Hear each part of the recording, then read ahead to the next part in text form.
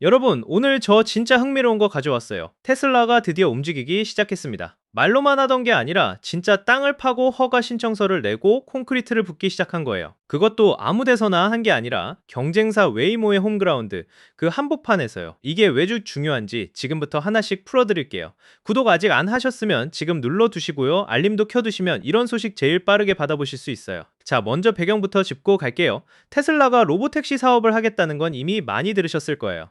사이버캡 들어보셨죠? 테슬라가 만들고 있는 전용 자율주행 택시 차량인데요. 핸들도 없고 페달도 없고 완전히 자율주행으로만 움직이도록 설계된 차입니다. 그 차들이 실제로 도시를 달리려면 뭐가 필요할까요? 당연히 충전소가 있어야죠. 그런데 일반 슈퍼차저 들어가면 안 됩니다.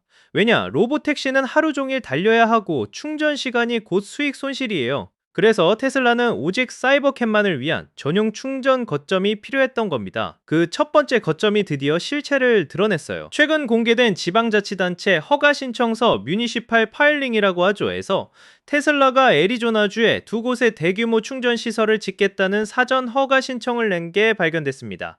두 곳 다 같은 날 신청서가 접수됐어요. 첫 번째 장소는 챈들러시입니다. 사우스 루즈벨트 애브뉴를 따라 조성된 산업부지에 무려 V4 슈퍼차저 56기를 설치하는 계획이에요. 56기면 어마어마한 규모입니다. 일반 슈퍼차저 스테이션이 보통 8기에서 20기 사이인 걸 생각하면 56기라는 숫자가 얼마나 대규모인지 감이 오시죠? 두 번째 장소는 바로 옆 메사시예요. 이스트 메인 스트리트 5349번지, 마찬가지로 산업지구입니다. 두 곳 다 일부러 산업지구를 골랐는데요.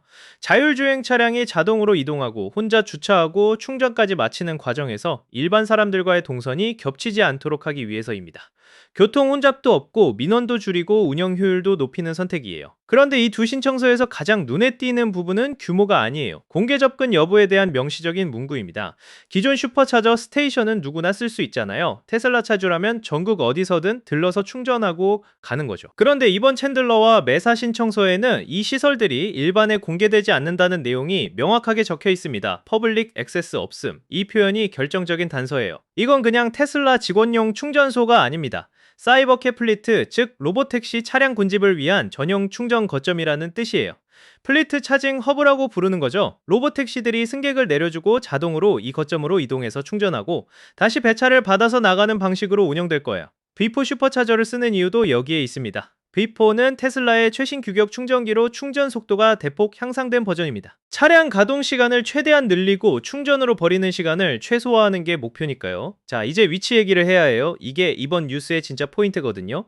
챈들러, 메사, 그리고 그 인근의 템피, 이 세 도시는 피닉스 이스트 밸리라고 묶어서 불리는 지역인데요. 이 지역이 자율주행 업계에서 어떤 의미를 갖는지 아세요?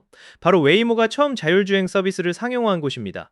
2018년의 일이에요. 웨이모는 구글의 모회사 알파벳이 운영하는 자율주행 기업입니다. 2009년에 구글 자율주행 프로젝트로 출발해서 2016년에 웨이모라는 별도 법인으로 독립했어요. 그리고 2018년 바로 이 피닉스 일대에서 세계 최초로 일반인 대상 완전 자율주행 차량 호출 서비스를 시작했습니다.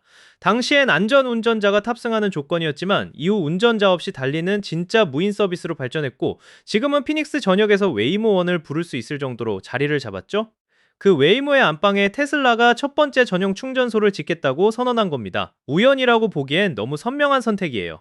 피닉스가 자율주행 테스트와 서비스 확장에 이상적인 환경인 이유는 크게 세 가지예요. 도로가 넓고 잘 정비되어 있어요. 미국 선벨트 도시들의 특징인데 격자형으로 넓게 뻗은 도로는 자율주행 알고리즘이 처리하기 훨씬 쉬운 환경입니다. 복잡한 로터리나 좁은 골목이 거의 없죠. 날씨가 예측 가능합니다. 비가 거의 안 오고 눈은 아예 없어요. 폭설이나 블랙아이스처럼 자율주행 시스템을 교란시킬 수 있는 변수들이 없다는 뜻입니다. 카메라와 레이더 모두 훨씬 안정적으로 작동해요. 그리고 시민들이 이미 자율주행 차량에 익숙합니다. 수년간 웨이모 차량이 돌아다니면서 피닉스 시민들은 무인 차량이 옆에서 달려도 크게 동요하지 않게 됐어요. 새로운 서비스를 도입할 때 주민 저항이 상대적으로 낮다는 거 사업자 입장에서 굉장히 중요한 조건입니다. 테슬라는 지금 풀 셀프 드라이빙, 즉 FSD 기술을 계속 고도화하면서 공식 로보택시 플랫폼 출시를 향해 나아가고 있어요. 그런데 차 기술이 아무리 뛰어나도 그걸 뒷받침할 물리적 인프라가 없으면 상용 서비스는 불가능합니다. 지금 챈들러와 메사에서 사전 허가 신청이 접수됐다는 건 그 인프라가 조용히 그러나 확실하게 형태를 갖춰가고 있다는 신호예요.